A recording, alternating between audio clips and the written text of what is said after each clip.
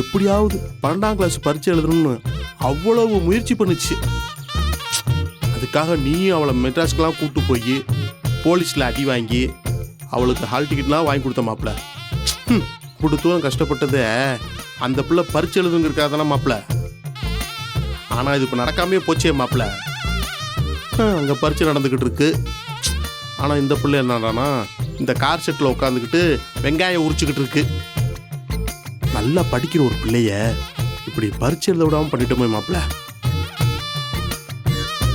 என்ன மாப்பிள்ள இவ்வளோ சொல்லிக்கிட்டு இருக்கே, அமைதியாவே இருக்க? ஏமாவா ரொம்ப கடுப்பேத்தாம வேற செய்தி படி. சப்பா, நான் நியாயமா ஒரு விஷயம் சொன்னாலே உனக்கு பொத்துக்கிட்டு வந்துடுமே.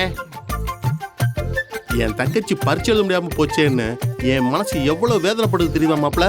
சும்மா நிறுத்து மாமா. அவ பரீட்சை எழுத போலன்னு உனக்கு தெரியுமா? பின்ன அந்த பிள்ளை பரீட்சை எழுதி வந்துருச்சுன்னு சொல்றியா?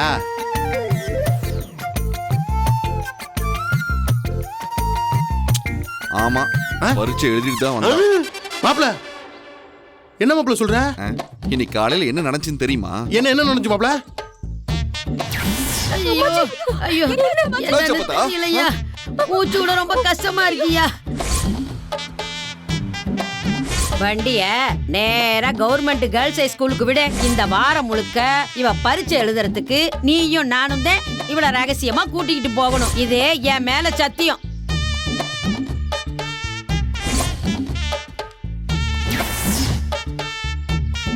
காலையில நாங்க போனது ஆஸ்பத்திரி கிடையாது, அந்த புள்ள பரீட்சை எழுதுறதுக்காக தான். நாளைக்கு மறுபடியும் நான் அவளை பரீட்சை எழுத கூட்டு போகணுமாமா. அப்பதான் அவட உத்தரவு.